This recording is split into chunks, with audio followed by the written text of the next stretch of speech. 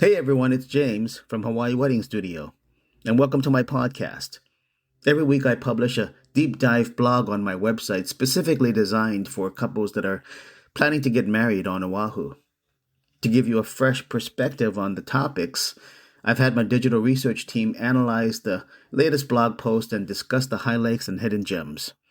They've done all the data crunching, and I've done the officiating.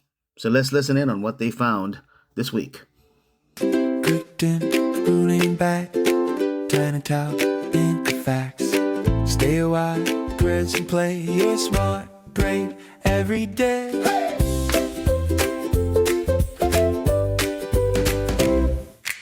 I want you to close your eyes for a second. Okay, and actually keep them open if you're driving, but, use your imagination. Right. Picture the most romantic moment of your life. You've flown, 5,000 miles? You're standing on a breathtaking beach in Oahu. The Pacific Ocean is lapping at your feet. Sunset is just painting the sky purple and gold. It's perfect. The perfect scene. You're holding a candle. Your partner is holding a candle. You lean in to light the central unity candle to symbolize your, burn in eternal bond. And then whoosh. The trade winds have entered the chat. Exactly. The trade winds, that eternal flame just flickers and dies. Instantly. You panic. You relight it. It dies again. And now you're just standing there awkwardly cupping a dead smoking wick while your aunt is trying to build a windbreak with her clutch. That is not the romantic moment you paid for. It sounds more like a stress test for your marriage before it's even 5 minutes old. It really does. But honestly, that specific disaster scenario is pretty much the origin story of what we're covering today. We are doing a deep dive into the Unity Sand Ceremony. Which, I have to admit, on the surface, sounds like a craft project you'd do at summer camp. Totally. Here's some sand, put it in a jar. Right. But looking at the stack of research we've got, photos, guides, hundreds of reviews for this one Oahu officiant, Reverend James Chun, it seems like this is actually a pretty brilliant case of human adaptation. It really is. We're going to look at how a very practical problem wind created this entirely new wedding tradition. Okay. We'll unpack the surprising physics of why it works, the strict don'ts that could get you fined or, culturally shunned. And how a guy with credits on Hawaii Five-0 became the person you want running the show. Yes. I still can't get over the Hawaii Five-0 connection. I'm hoping he arrests the groom if he forgets the ring. Book him, Dano. But before we get to the TV stars, let's talk about the ceremony itself, because I always assumed the sand thing was just, a bit of a tourist trap. It's easy to be cynical. We love being cynical. Yeah. But if you look at the timeline and the sources, it's really a solution to a logistical nightmare. Think back to the 80s. What was the absolute peak wedding trend? Puffy sleeves, big hair, and a lot of pastel. Well, yes, all of that. But liturgically, it was the unity candle. It was huge, especially in Catholic traditions. Oh, right. 2 families, 2 flames, lighting one central candle. It's deeply symbolic. And it looks great in a cathedral where the air is perfectly still. But then everyone decided they wanted to get married barefoot on a beach in Waimanalo. Exactly. And nature hates a vacuum, but it loves blowing out candles. The sources mention that couples were getting so frustrated, the symbolism literally wasn't working. Yeah, if the flame goes out, does that mean the love goes out? That's bad mojo. So the sand ceremony emerged as the weatherproof alternative. It's the ultimate island hack for matrimony. Precisely. The concept is identical to the candle. Yeah. You have 2 separate vessels of sand, usually different colors, and you pour them into a shared central container. And gravity works even when it's windy. It does. And unlike the candle, which, eventually melts down into the sad little wax stump you throw in a drawer, the sand is permanent. Mm-hmm. I'm looking at these photos from the source material, and there's this one glass block that really stands out.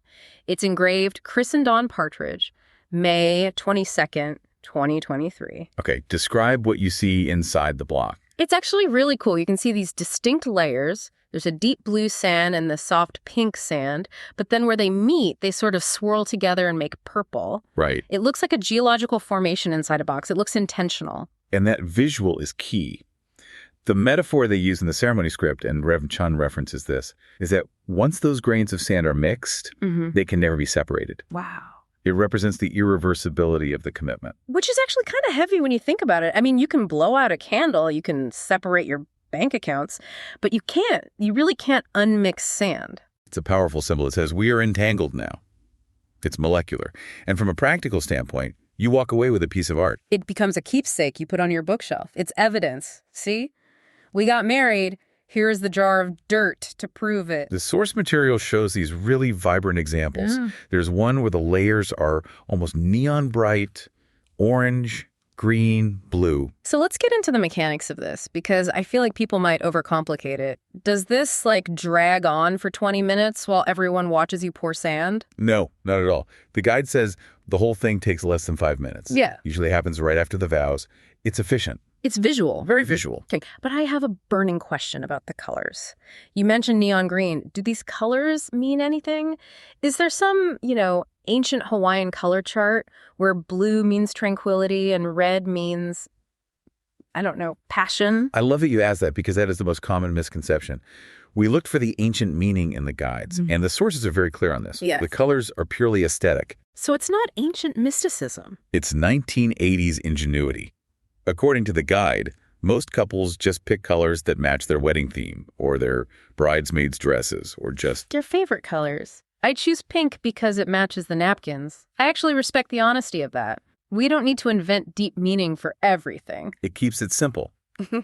However, there is a variation in the source material that I think adds a ton of legitimate weight to this, especially for blended families. Did you see the photo of the white box frame? The one with the text, "Together we make a family." That's the one. Notice how many tubes of sand are next to it. Oh yeah, there are 4. Yellow, pink, blue, and green. That is the Brady Bunch effect in action. If you have children from previous relationships, the sand ceremony is a fantastic way to include them. That's actually really smart. Usually at weddings, the kids just stand there awkwardly watching their mom or dad kiss a stranger. Right. They're just props in the background. They're spectators. Yeah. But in this version, they literally pour their own self into the family vessel. It visualizes the new family unit in a way a candle really can't. You can't have 4 people trying to light one candle without setting someone's hair on fire. It's a fire hazard. Sorry, Timmy, you burned the bride. Right. But with sand, it's just, okay, kids, dump your cup in. You're part of the deal now. No takebacks. Essentially, yes. It gives them a role and a physical representation of their place in the new family structure. It turns the marriage into a merger. The merger ceremony. I love that. Now, we have to pivot to what I think is the most shocking part of this research, because when I think sand ceremony in Hawaii, I assume you bend down and scoop up some sand, right? You're on a beach. I would think so.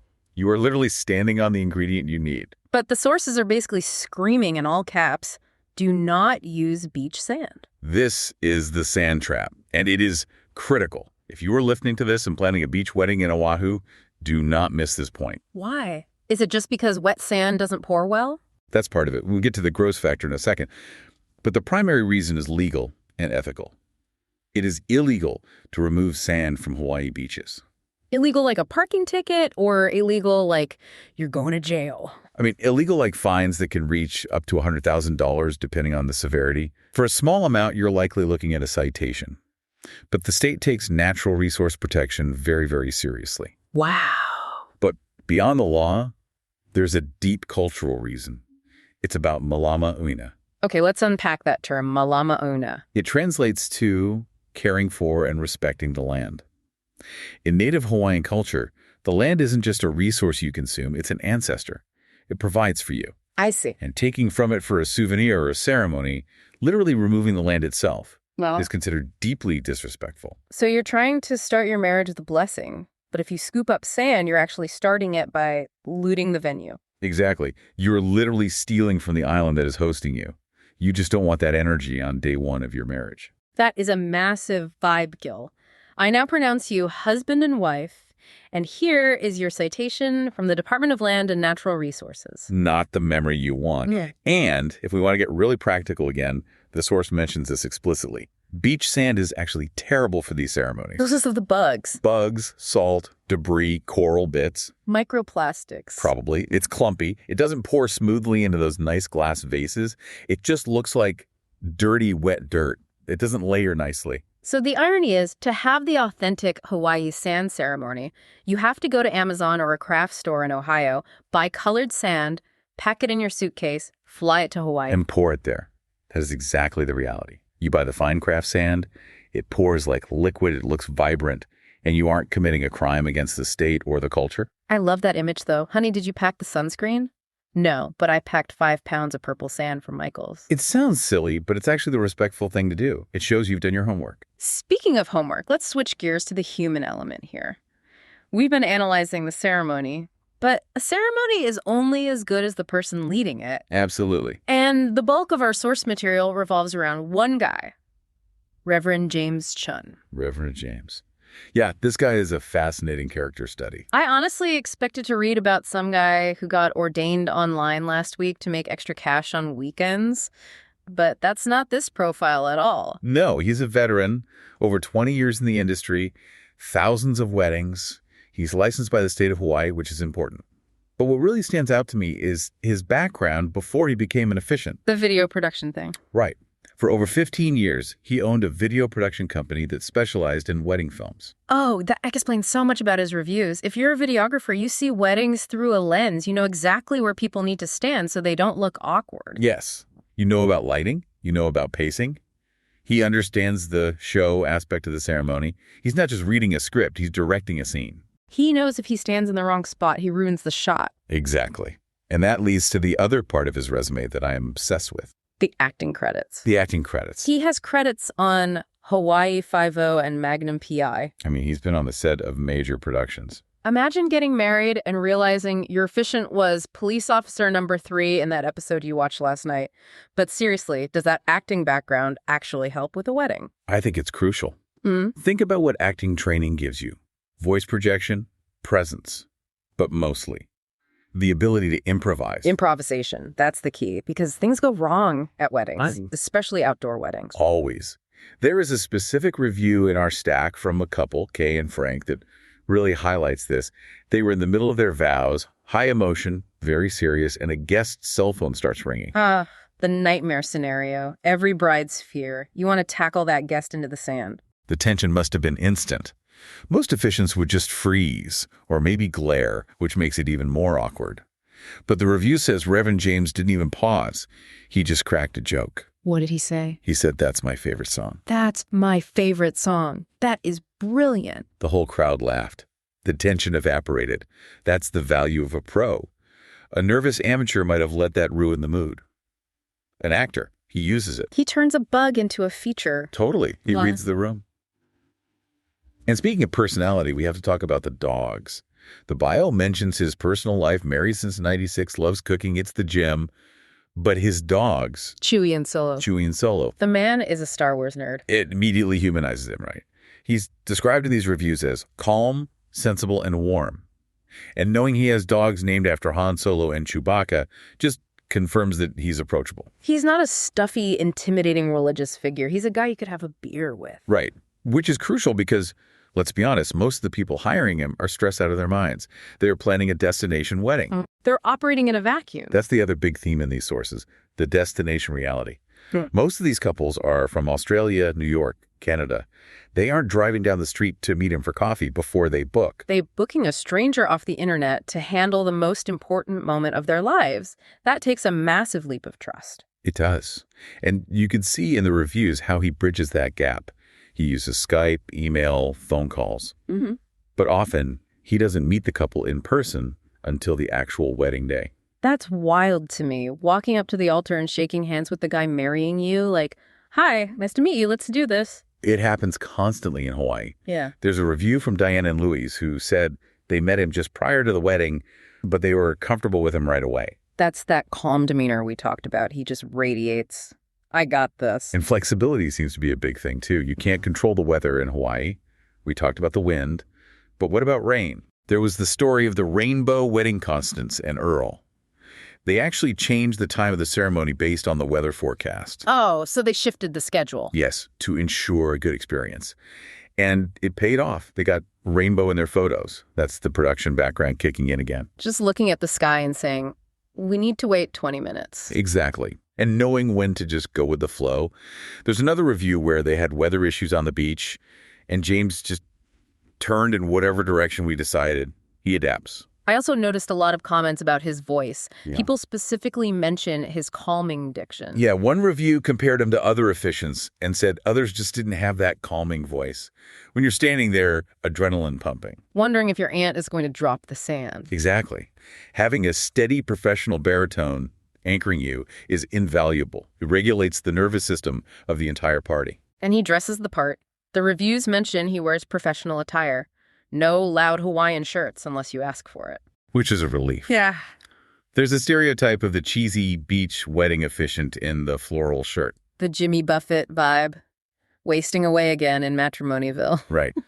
James seems to actively avoid that unless the couple wants it. He respects the solemnity of the occasion. So let's bring this all back to the sand ceremony itself. We started with the idea of the wind blowing out the candle. Right. And what we found is that the Unity Sand Ceremony isn't just a gimmick. It's an evolution. It's Darwinian. It's survival of the fittest wedding tradition. It really is.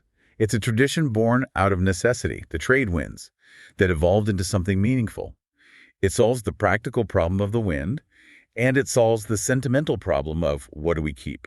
Plus, it solves the what do we do with the kids problem. It checks so many boxes. It does. But, and this is the big takeaway, it only works if you respect the context. The context being the location. You have to respect the Malamaina. You have to buy the sand, not steal it. You have to work with the island. And it helps to have a guide like Reverend James who knows that. Someone who knows that, yes, the wind is going to blow, and yes, a cell phone might ring. But if you stay calm and maybe make a Star Wars reference, it's all going to be fine. That's the biggest lesson for me. A wedding, especially an outdoor one, is unpredictable. You need traditions that are durable, like the sand, and people who are adaptable, like James. It makes you think about traditions in general, doesn't it? We think of them as these ancient, unchangeable things. But sometimes the best traditions are just the ones that actually work. The ones that don't blow out when the wind picks up. Exactly. The ones that leave you with a jar of purple sand instead of a burnt wick and a scorched thumb. And hopefully a marriage that's just as hard to separate as those grains of sand. Oh, look at you bringing it back to the metaphor. I love it. Well, that is our deep dive on the Unity Sand Ceremony and the man who makes it happen. It's been a fun trip to the islands. If you want more insights into navigating weddings in Hawaii without getting arrested for sand theft, make sure you hit that subscribe button. We've got plenty more analysis coming your way. There's always more to learn. Thanks for listening, and we'll catch you on the next deep dive. I hope you enjoyed that breakdown. While the hosts are great at spotting trends, remember that they haven't stood on the sands of Waimanalo or felt the breezes that Makapu'ulagai have for the last 3 decades. Now you can find the full original blog post on my website, complete with photos and more details at hawaiiweddingminister.com. And if you're planning a wedding on Oahu, let's make it effortless. Until next time, aloha.